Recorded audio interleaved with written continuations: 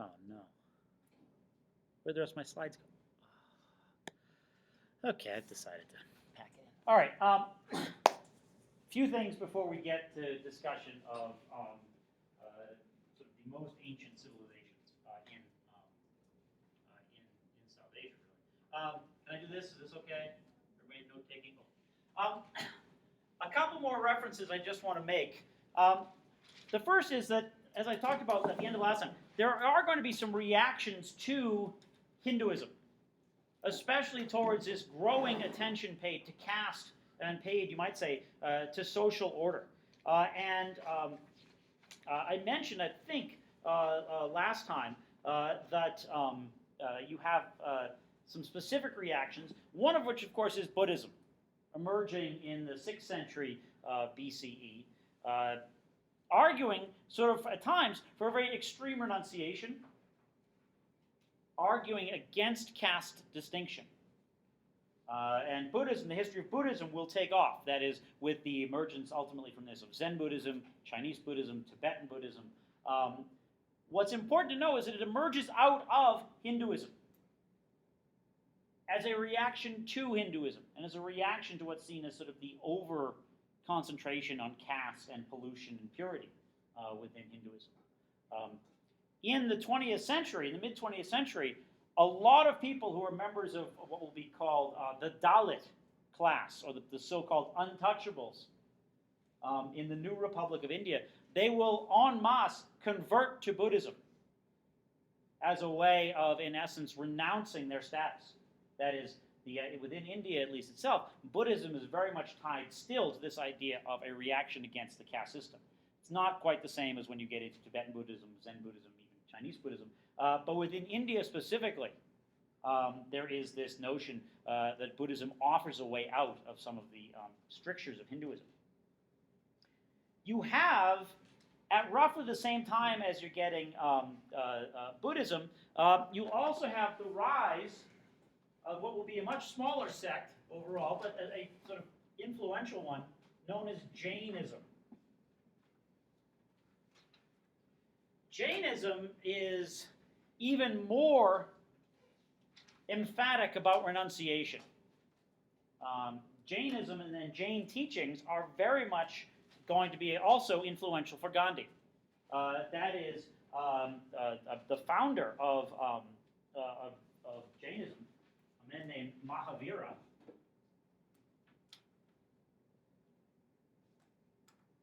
will argue ultimately that all living is inherently violent. Consumption of anything is violent. He'll starve to death because he'll renounce food.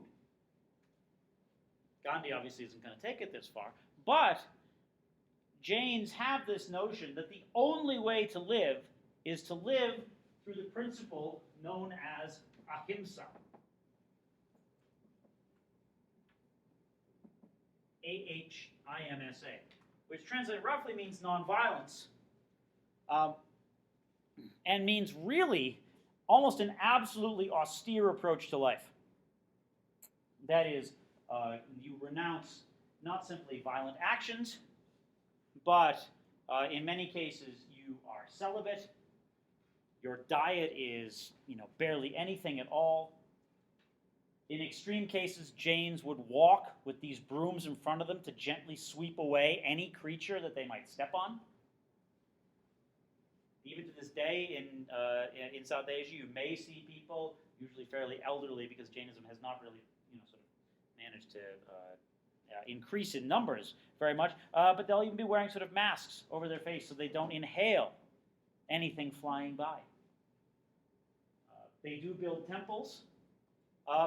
Unlike Buddhism, they never get there's never an attempt by the Hindus to reclaim them.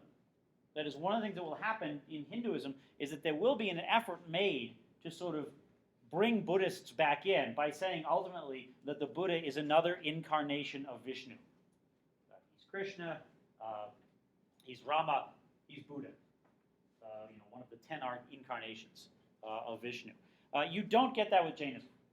I think ultimately because it is seen as so restrictive and so austere. It's going to be largely practiced in parts simply of northwestern India, but it's going to be very influential on Gandhi. This notion of ahimsa, extreme nonviolence. Nonviolence even in the face of great provocation. Provocation not only meaning sort of someone inciting you to fight or something like that, but provocation in the sense of temptation, to eat something, to do something, to give in to some passion or emotion or sentiment. So you do have these reactions. We'll talk a little bit later on about one that comes about 2,000 years after this, which is Sikhism, which is a much more sort of recent phenomenon. But I wanted to mention these two, because especially Buddhism and Jainism, because they're going to be very influential in the career of someone else we're going to talk about in a little bit. Now, I want to make a few remarks about something else. Until the mid to late 19th century, archaeologists working in South Asia tended to say civilization in the terms of landed settlement, town and urban development, the construction of social orders and hierarchies, that is only something that emerges in South Asia after about 1500 BCE. That is, that before then, you have hunter-gatherer societies, but you don't have, and you have transient or nomadic groups, but you don't have anyone sort of settled down. That changes in the late 19th and early 20th century, when both British and Indian archaeologists working in what's now part of the modern state of Pakistan begin to uncover remnants of what seems like a much older civilization. Not proof simply of human existence, but proof of rather coordinated and intricately planned human settlement. And now it's not a case that this is something where someone was simply plowing a field and came across this. People living in this area had known, and for generations, people had always said, well, there are ruins of something out there. But only in the late 19th century do you see sort of a systematic investigation of them. And what they come up with is or what they discover, is what becomes known as the Indus Valley civilization. Here is the Indus River,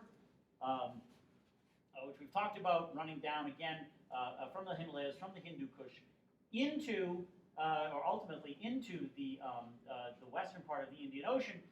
There are a couple of major cities. The two most are Harappa, Harappa, and Mohenjo-Daro, Mohenjo-Daro. And this is an indication they're not the only places that have where evidence of civilized settlement has been found, but they're the two major ones. And I just wanted to remark on them for a couple of seconds, because their existence transforms the timeline with which people use to understand South Asian history. Because previously the idea was, well, you have these people who come in from the north through Central Asia sometime around 1500 BCE. They bring with them a discrete belief system, a language, agricultural practices, use of animals, etc. What you then have for a long time in the 20th century is historians and archaeologists trying to say, okay, where's the evidence that this civilization affects the next one? Those Indo-Europeans or Aryans. And that's a hugely controversial topic to this day. That is, there are people who will argue that you can see in Hinduism, in the Vedic society, in Vedic literature, stuff that seems not to be from pre-1500 Aryan or Indo-European culture, before the move into South Asia. That is, there seem to be elements of appropriation.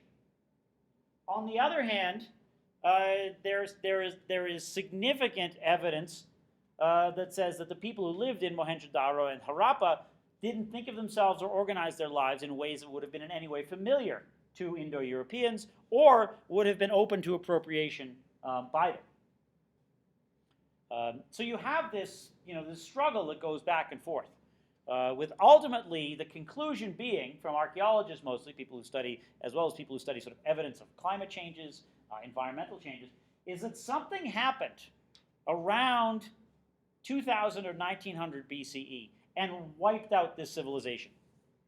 Not everyone, but sort of wiped out, in particular, the settlements, the major settlements, drove people away from them, perhaps back to nomadic living, perhaps even people into sort of exile. But you have a civilization which had, in its cities, that is, Harappa had about, if I remember correctly, Harappa had about 40,000, Mohenjo-Daro had about 30,000 inhabitants. So major urban centers for this time. They had street grids. They had planned systems of grain storage, granaries or storehouses alongside the banks of the Indus.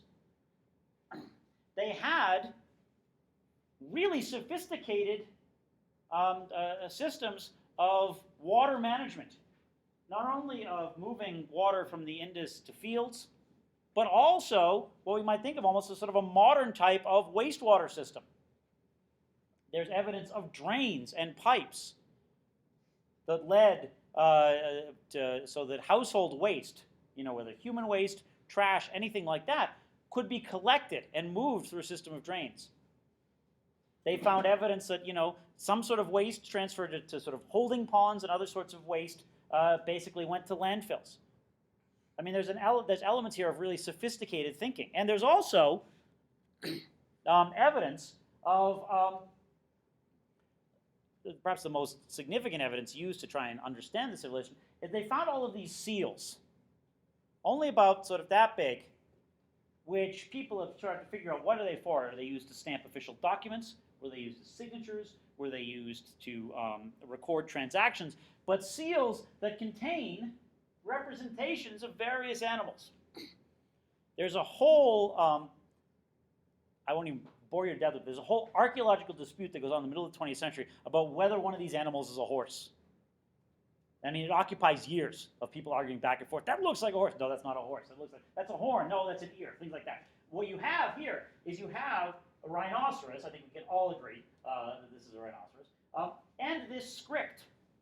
A script that no one's ever deciphered because they've never been able to find anything that shows sort of an effort at translation in a later society. The way in which people could understand, for example, the Rosetta Stone. The way in which people could understand other scripts in ancient India. No one's been able to put this together. As far as they can tell, it's got about 400 discrete symbols, and people don't know. People say, well, there's only, according to the linguists, there's only about 100 phonemes, or 100 things you can sort of pronounce and represent as a letter or a symbol. So the other 300 are maybe numbers. They may be sort of pictographic, that is, that they talk about a concept or a larger idea. They could simply be sort of personal seals assigned to a group.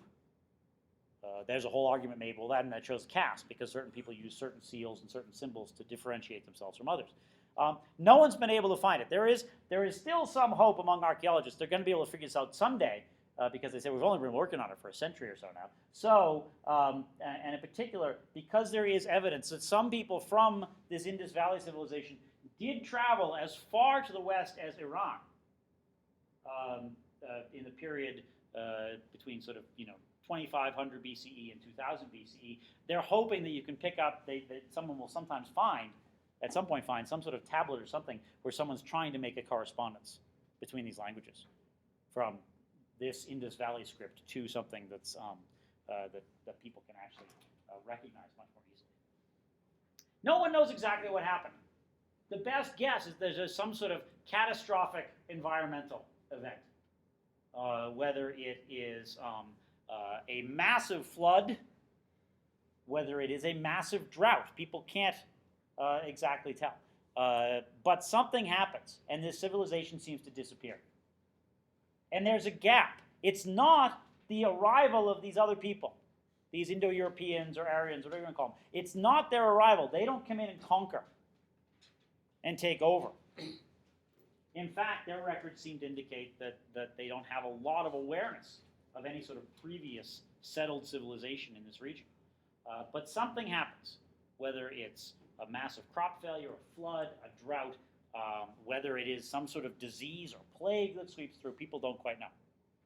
But all I know is that all of a sudden this civilization is gone, or at least the people who inhabit these very sort of advanced civilizations are gone. Yeah. So did they find any skeletons at the site? No, they haven't found any human remains. They find tiny little things like I mean, a lot of this comes out of the fact that people have found a tiny little speck of grain or fossilized grain in the ridges of basically sort of like grinding tablet you would have at a granary. You know, you sort of roll something over the wheat to grind it into flour or something like that. But otherwise, no. I mean, a lot of this is sort of putting together things and then saying, well, our best guess is. They have found. I mean, they have found things that the people are pretty definitely say, well, this is a toilet. This is a wastewater pipe.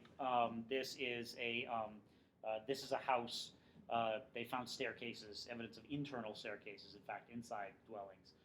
So they've had the problem is you got to do a lot of extrapolation from that, and especially when you can't read the script, and when you can't sort of understand what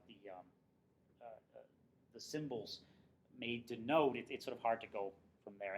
And it's not the problem is that the only place where the script really exists in any sort of bulk is on these seals. It's not, you know, if you had someone who had written like exit over a door, that would be enormously helpful, but no one thought to do it. So always remember to mark things for future generations.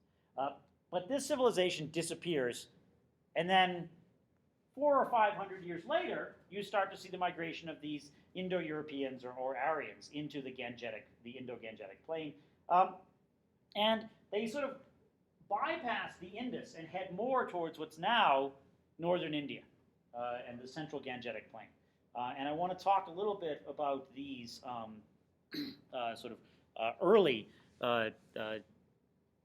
settlements, and in fact, sort of early kingdoms next. So let me just switch this up rather quickly. And there we go.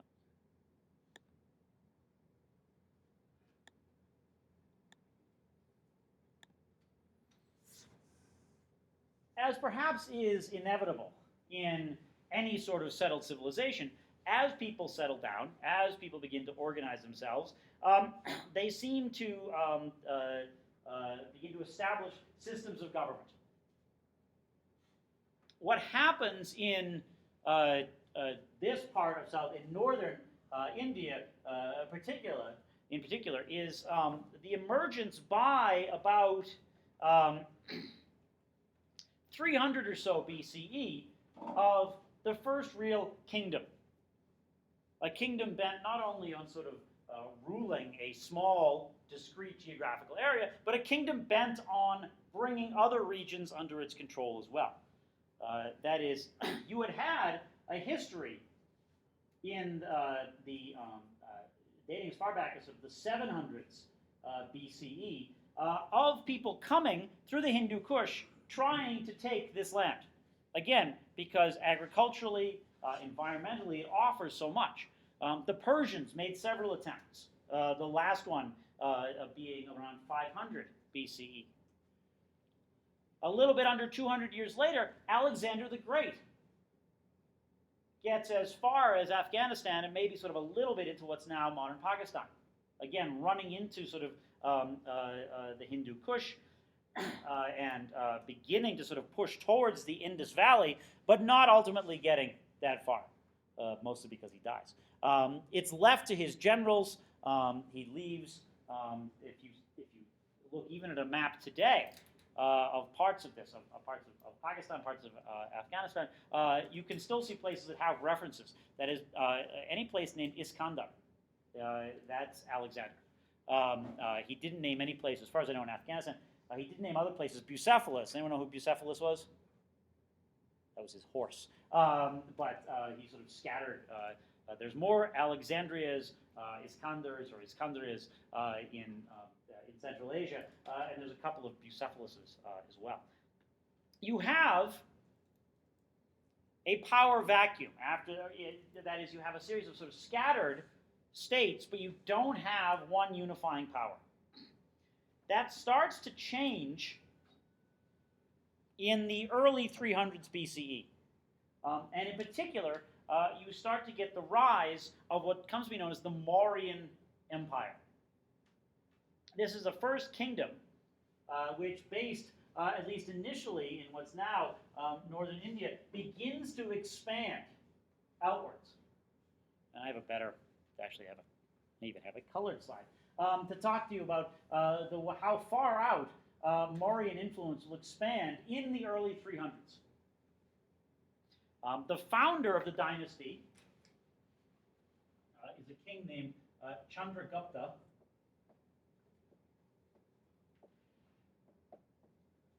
But the person we want to focus on just a little bit here is, in fact, his grandson. His grandson, who, see here, his grandson who is named Ashoka. Sometimes you'll see it spelled A-S-H-O-K-A. Sometimes it's because the Sanskritic spelling of it, there's a separate letter for S-H, but we don't have that, obviously, in ours. So you see, in particular, the widest conquest, the widest attempt at sort of centralized authority in South Asian history to that point under Ashoka. Ashoka is a very interesting character. And Ashoka's rule shows us a couple of things. First of all, it tells us a little bit about the role that various religious traditions played in South Asia. Secondly, Ashoka is the first one to sort of take on the problem of ruling a large area in this region, of trying to consolidate rule in an area where by the 300s or 200s BCE, you're starting to see the development of divergent linguistic practices, where especially there's a north-south divide, that's sort of Sanskritic north and Dravidian south, where there are, by this period, not just Hindus, but people practicing different types of Hinduism. We've had the emergence of both Buddhism and Jainism. You have an effort over a very large geographical area to try to integrate people into one state. This is one of the big questions in South Asian history, then and today. How do you organize a state or states in a place that contains such geographic, ethnic, linguistic, religious diversity that at times can have real sort of diversity of goals or of purposes? Ashoka is the first one really to take it on. Even when you looked at Harappa and Mohenjo-Daro, the conclusion by archaeologists is that these are sort of more independent city-states of the type you'll see emerging at the same period elsewhere, in, for example, ancient Mesopotamia, with places like Ur. But you have, under Ashoka, in the Mauryan dynasty, an effort to try and consolidate. Ashoka's own personal history is a bit interesting. In the first place, he is a warrior, a famous warrior. To this day, people will there will be depictions of Ashoka in films, in television programs. Again, looking back to this period and especially enshrining him as a warrior. It is also the case, however, that while Ashoka is a warrior and uses enormous force to consolidate his empire, he also becomes, after he's consolidated his empire, as most historians point out, he becomes a Buddhist. That is, Ashoka makes this sort of great conversion after he has massacred thousands of people at a place called Kalinga, K-A-L-I-N-G-A, Kalinga. By the way, there is a review sheet for the midterm, don't worry. But Kalinga represents in some ways sort of one of the how far to the south the Ashokan Empire, the Mauryan Empire under Ashoka, will extend, and it is a bloodbath. Ashoka's soldiers massacre thousands of South Indians. To such a degree that, the story goes, Ashoka himself was so horrified that he renounced violence and embraced Buddhism and began to erect Buddhist shrines, sometimes called stupas, S-T-U-P-A. I'll show you a picture in a second, Um, Ashoka not only sort of becomes this renowned convert to Buddhism, but Ashoka also uses his power, or uses Buddhism, in his effort to consolidate power. Because Ashoka is faced with the rather practical task of how do you organize an empire in this, vast geographical area. And he's going to do a couple of things. In the first place, his empire is going to be land-based. That is, the idea of trade across the seas is not something that he's very enthusiastic about. He's from north-central India, where wealth and land mean the same thing. And in essence, and this is going to be sort of the template for future empires, future states in South Asia, they're going to be built on extracting revenue from the land. Basically, the idea will be that the king, the emperor, owns the land, you pay taxes, that's your rent. That controlling all of this profitable land, using some of it to reward followers and allies and other things like that, is a way of sort of building up political capital, and that the funds needed to make the empire go are going to be collected from the land. These are not going to be trade-based, especially sort of overseas or oceanic trade-based empires. For the bulk of its history in South Asia, efforts to construct centralized administrations are going to be basically efforts to consolidate the collection of revenue from the land, of collection of taxes. You can't have a state unless you have efficient collection of taxes. In order to collect taxes, I mean, what do you have to? What's one of the things that you have to do to collect taxes? Well, you have to have tax collectors, and not only that, but okay, how do you force people to pay the taxes? You do threaten to kill them. That's not one thing. Sorry? Have an army. You have an army. You have tax collectors. The army enforces them. You also have to create a sense that everyone is part of this centralized state. That is, tax collection, and this is something that's not only part of South Asian history, but part of general human history. Tax collection is part of ruling a state. But it can't all be done simply on coercion. You have to find a way to get people to at least pay some taxes some of the time voluntarily, or at least without wanting to rise up against you. You have to create this notion of sort of what later political scientists and others will call a commonwealth. It's not quite what Ashoka is getting at here. But Ashoka comes up with a system of basically ensuring that people know they are members of this one state, reminding them of his power, but not having to rely on coercion all the time. If you have to rely on coercion to tax, your state is going to be fundamentally unstable. There will be sort of potential, how should I put it? There will always be the potential for revolt and for resistance.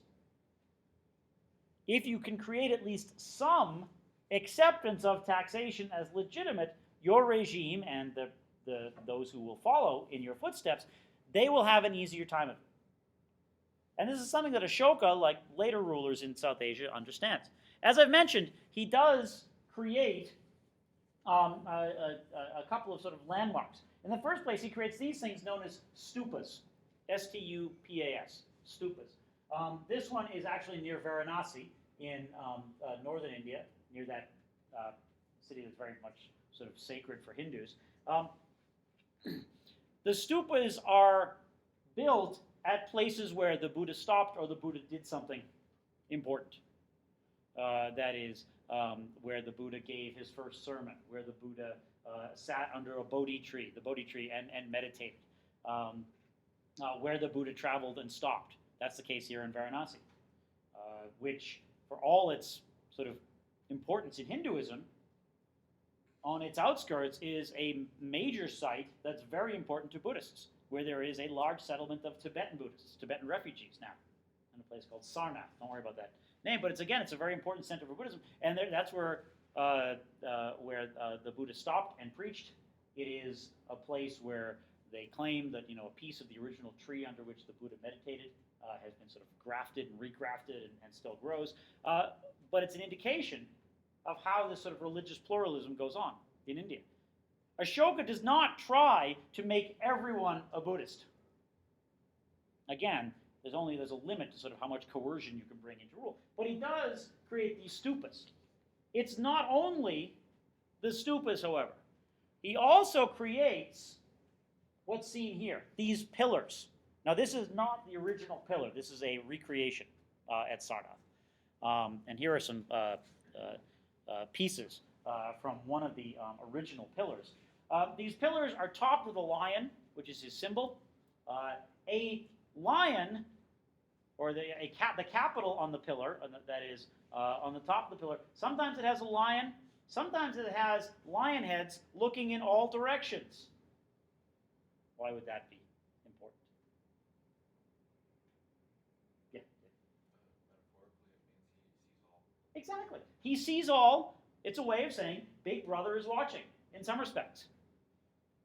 This is a big thing in sort of getting people to buy into your regime. Even if they don't like it, the idea is that they're being watched at all times.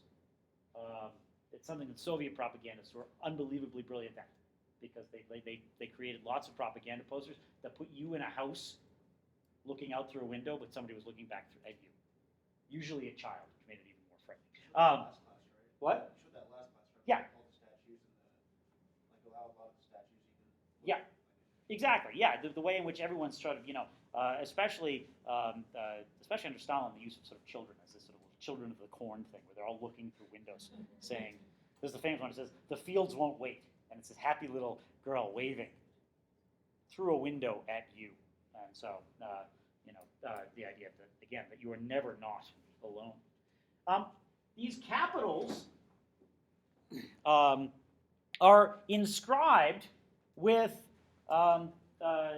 various sayings. That's what I just passed out to you, these various sort of precepts or sayings of Ashoka. Again, designed usually to talk about Buddhism, but to remind people, again, of his power. And he's not only doing these stupas, not only creating these pillars or columns, he's also creating what comes to be known as the rock inscriptions. And as you can see here, let me go back to this map just for a second.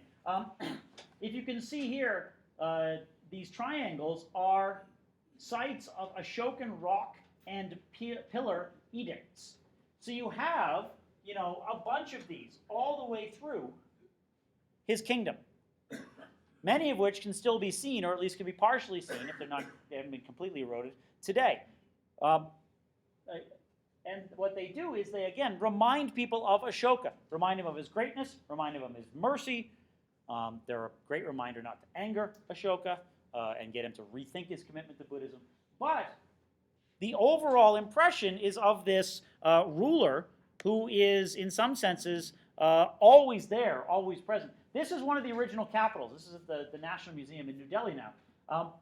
One of the original capitals, the top of one of these pillars, that shows, again, the lions looking in four directions. When the Republic of India, in the middle of the 20th century, was formed, one of the things they were looking for was sort of symbols, and they were trying to figure out, what are we going to do for symbols that will be sort of unifying and that will sort of, go beyond Hinduism, that will go beyond any sort of particular sectarian identity, and they settled on this as one of them. That is something that is identified with centralized rule. That's very important. When the Republic of India is created in the middle of 1947, after at the end of British colonial rule there, you've got to find some ways of getting people to buy into this centralized administrative state. What they do is they go back to one of these old symbols. Not now to say, in a sense, that we're watching you, but more to say that there is a history of centralized authority here. Centralized indigenous authority here. As we'll talk about, they don't want to use symbols or overtly use many symbols from the Mughal Empire. They want to go back further to find what they can basically say is the first and is, in fact, an indigenous effort to centralize control.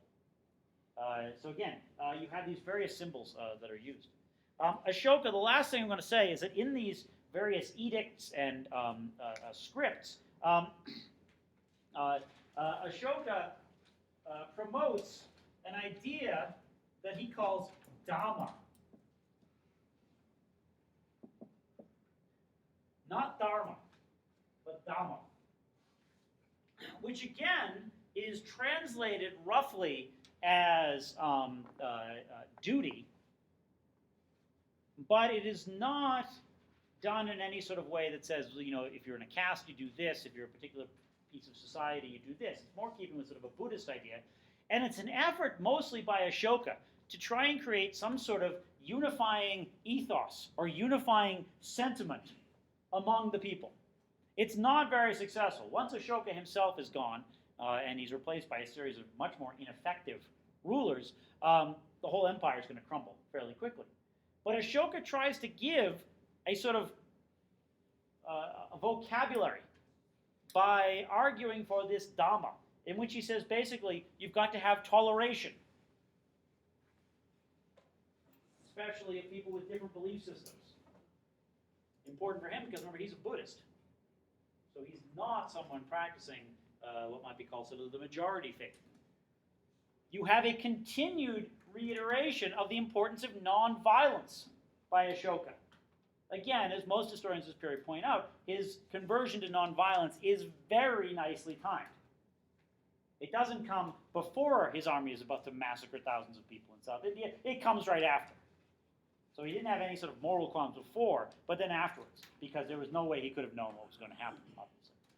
So you have, again, this effort to create not simply this notion of an authority that's there, an authority that's legitimate, but also to create this idea of sort of a national sentiment or a national philosophy. It doesn't succeed, as will be the case in other dynasties in South Asia. A lot is dependent on the personality and personal capacity of the ruler. One of the things that Ashoka has, for all his sort of pronouncements about nonviolence, is he has a reputation as a fearless warrior, as someone who is willing to go to battle. And that never quite leaves him.